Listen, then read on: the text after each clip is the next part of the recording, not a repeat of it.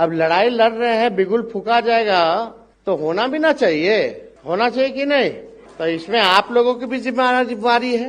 जितने आस पास जितना रिश्तेदार दिल्ली उल्ली में है, भाई सब लोगों को खबर कीजिए, बोलिए चलिए टाल कटोरा, वहीं से ताल ठोका जाएगा, वहीं से ताल ठोका जाएगा। नमस्कार, बिफोरप्रिंट.इन से मैं जय किशन मिश्रा और इस समय राजधानी दिल्ली से एक बड़ी खबर आ रही है। राजधानी दिल्ली में आज आरजेडी का खुला अधिवेशन बुलाया गया। इस दौरान पार्टी के नेता और बिहार के डिप्टी सीएम तेजस्वी यादव ने बीजेपी पर जमकर हमला बोला।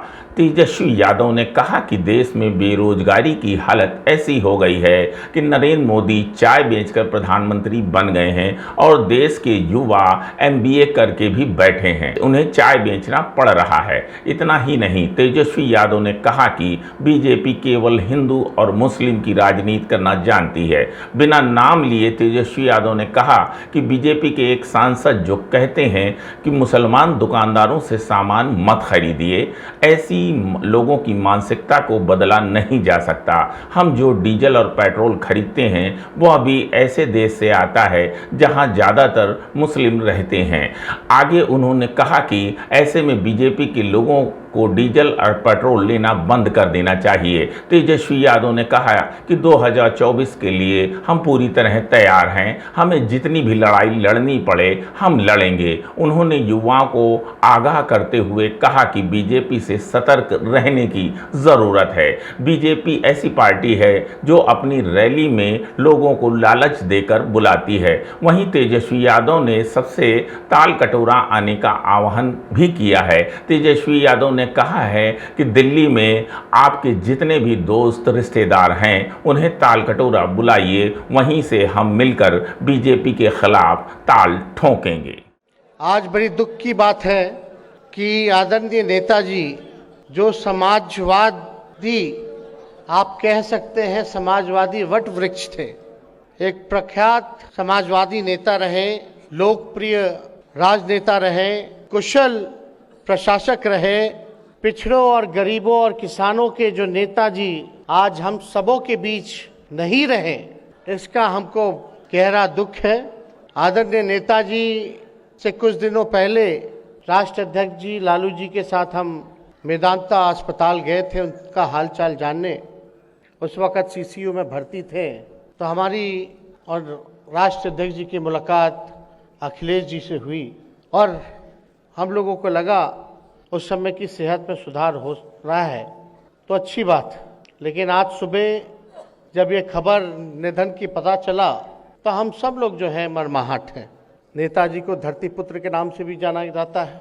देश के रक्षा मंत्री के साथ साथ उत्तर प्रदेश के जो देश का सबसे बड़ा प्रदेश है उसके कई बार मुख्यमंत्री भी रह चुके हैं और हम लोगों से तो पारिवारिक रिश्ता भी है। हमारी बहन उनके घर में ब्याही है, तो हम लोगों को बड़ा खेद है और दुख है इस बात का कि आदरणीय नेताजी आज हम लोगों के बीच नहीं है।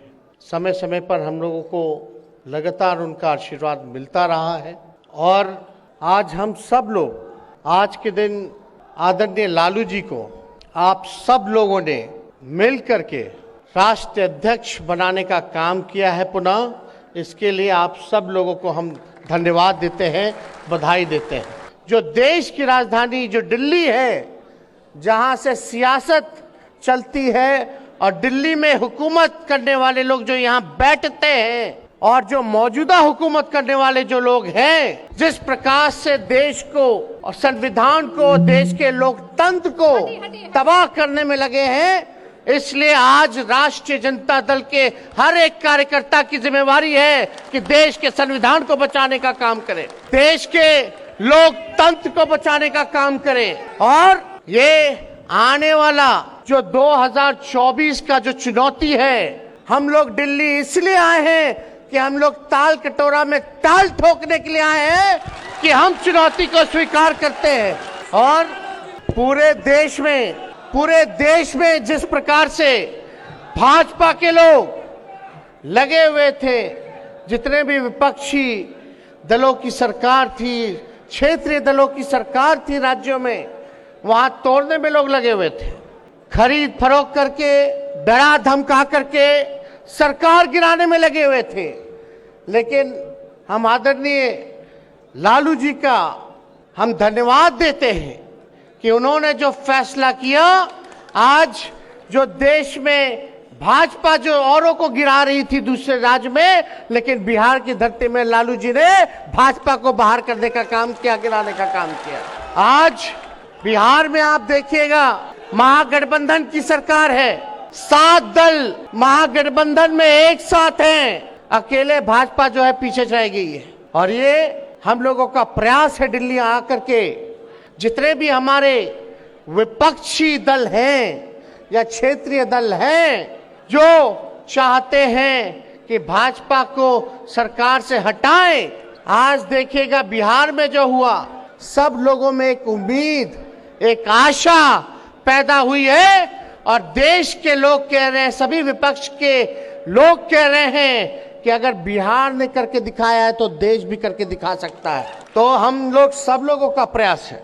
आदरणीय राष्ट्रीय अध्यक्ष लालू जी, बिहार के मुख्यमंत्री नीतीश कुमार जी लगातार इस प्रयास में हैं। हम लोगों ने महागठबंधन करके दिखाया, भाजपा को भगाया। देश में सभी विपक्षी दलों के नेता से मुलाकात कर रहे हैं। हम लोगों की कोशिश होगी कि सब लोग एक प्लेटफॉर्म पर आए, एक साथ आए, अपने अपने ईगो को छोड़ें।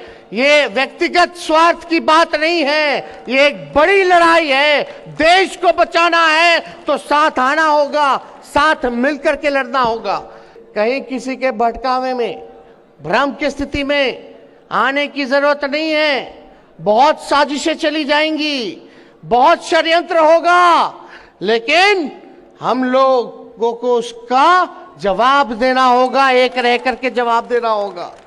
और आप लोग तो सब लोग जानते हैं कि बताइए, देश के प्रधानमंत्री नरेंद्र मोदी जी 75 साल बाद कोई चाय के दुकान से प्रधानमंत्री बन गया।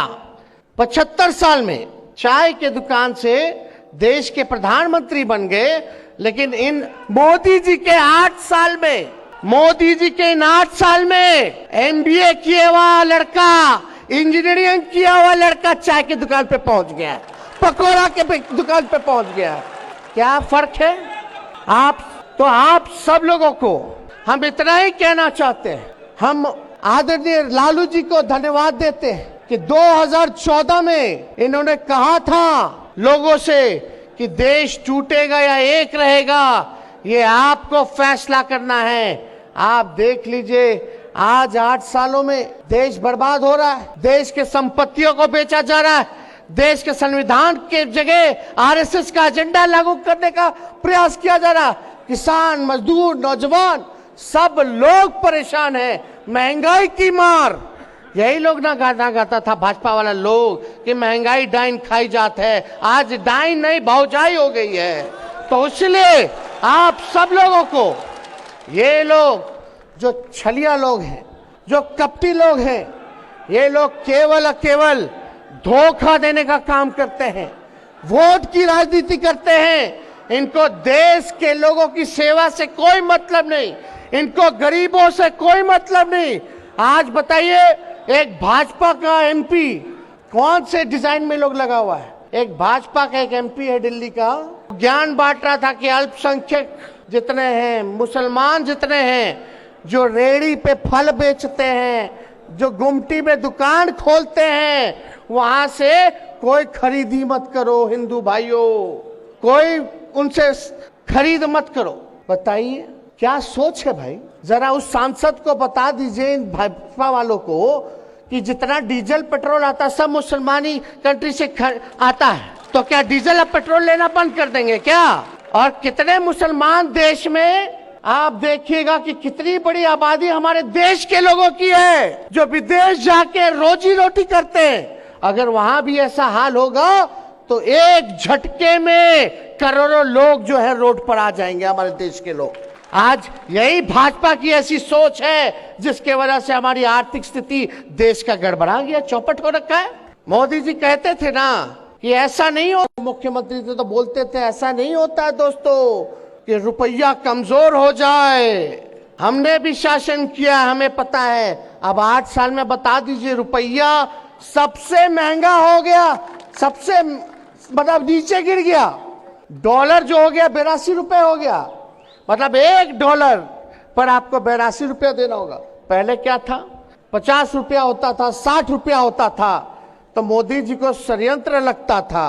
अब जब 82 रुपया हो गया है डॉलर का, तो आज क्या हाल है भाई, 2 करोड़ लोगों को रोजगार देंगे, 15-15 लाख रुपए खाते में देंगे, स्मार्ट सिटी बनाएंगे।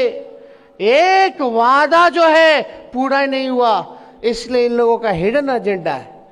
जब मुद्दे की बात करोगे, बेरोजगारी की बात करोगे, महंगाई के बारे में बात करोगे, भाईचारे के बारे में बात करोगे, किसान के बारे में बात करोगे, शिक्षा के बारे में बात करोगे, चिकित्सा के बारे में बात करोगे, देश की सुरक्षा के बारे में बात करोगे, तो ये लोग अपना वही एजेंडा, जो पुराना इनका जो फॉर्मूला है, वही लेकर के आ जाएंगे। हिंदू मुसलमान झंझट पैदा करो, आपस में लड़ा दो और फूट डालो और राज करो कि नीति से ये लोग जो है अपना काम कर रहे हैं। अगर आपको हमारा वीडियो पसंद आया हो तो इसे लाइक करें, सब्सक्राइब करें और साथ ही बेल आइकन दबाना ना भूलें।